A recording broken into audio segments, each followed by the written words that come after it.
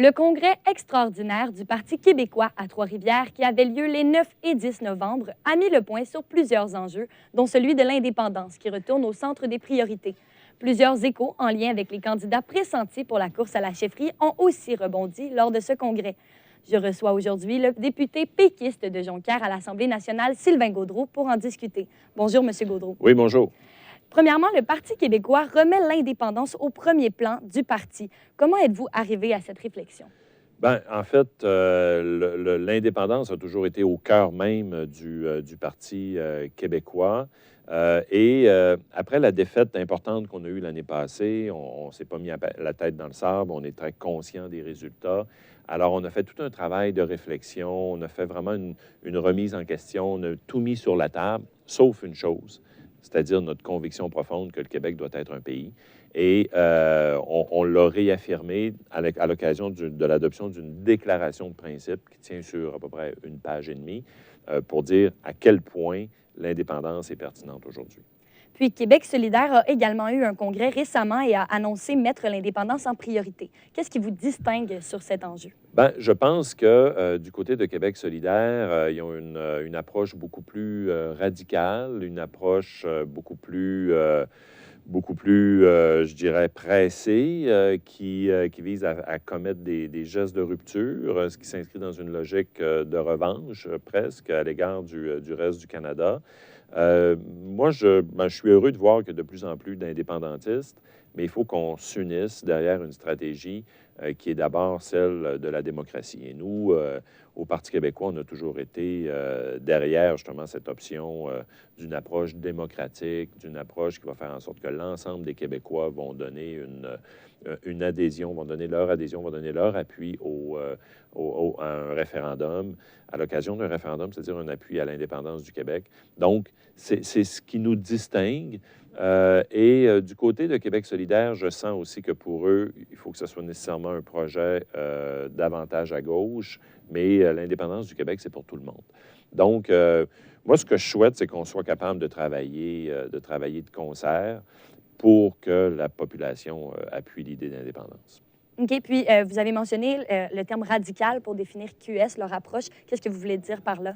Bien, je veux dire, quand ils parlent de faire des gestes de rupture importants dès leur arrivée au pouvoir, ensuite de faire une assemblée constituante, il y a du radicalisme au sens où on doit d'abord aller chercher l'adhésion de la population en faisant comprendre les arguments actuels, les raisons contemporaines pour faire du Québec un pays, alors que Québec solidaire a une approche beaucoup plus polarisante. Et moi, je ne crois pas qu'on va y arriver en polarisant ou en confrontant.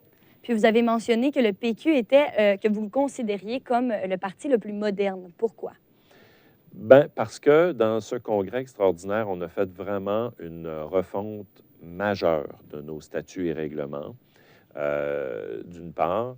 Et quand on parle d'une refonte majeure de nos statuts et règlements, c'est pour ouvrir les portes, ouvrir les fenêtres, permettre, par exemple, à des groupes d'intérêt de la société civile, comme par exemple des groupes intéressés par l'environnement, par la santé, par toutes sortes de dossiers sociaux, de pouvoir intégrer nos instances pour faire valoir leur idée sans nécessairement prendre leur carte de membre, mais avoir ce qu'on appelle des groupes d'affinité qui viendraient influencer le Parti québécois de l'intérieur. Et sur le plan des idées, bien, on a adopté 4 valeurs. Et une de ces valeurs-là, c'est la protection de l'environnement, la lutte contre les changements climatiques. Donc, il n'y a pas un parti présentement au Québec qui est allé aussi loin, autant en termes d'ouverture vers d'autres groupes qu'en termes d'orientation, entre autres sur la question du climat. Et en ce moment, on vous pressent beaucoup pour la course à la chefferie. Où en est votre réflexion? Bien, sur la course à la chefferie, c'est sûr que j'ai entamé une réflexion. C'est pas nouveau. J'en parle depuis 1 an. Donc, la réflexion chemine bien et je serai en mesure de procéder à des annonces là, prochainement. Est-ce que vous avez des appuis, par exemple, outre les militants, donc au sein parlementaire? Bien, j'ai eu beaucoup de signaux, je vais vous dire ça comme ça. Lors du congrès à Trois-Rivières, effectivement, j'ai eu plusieurs témoignages d'appui, autant de la part de militants, de la base que des gens qui sont dans les instances, qui sont venus me rencontrer.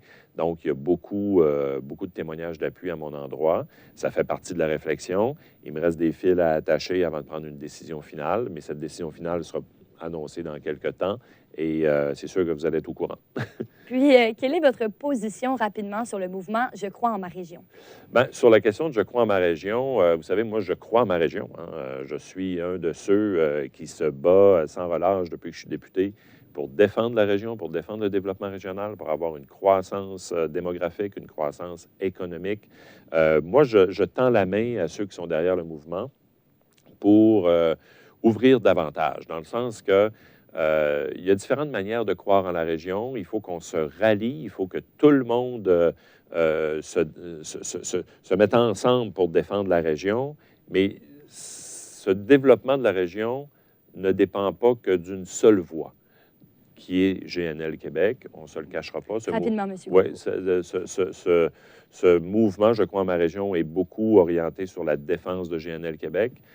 Moi, je pense qu'il y a d'autres manières de croire à la région et j'invite les gens qui sont derrière ce mouvement à ouvrir la porte pour tout le monde. Merci beaucoup, Merci. M. Gaudreault, d'être passé sur Oui. notre plateau. Mesdames et messieurs, au revoir.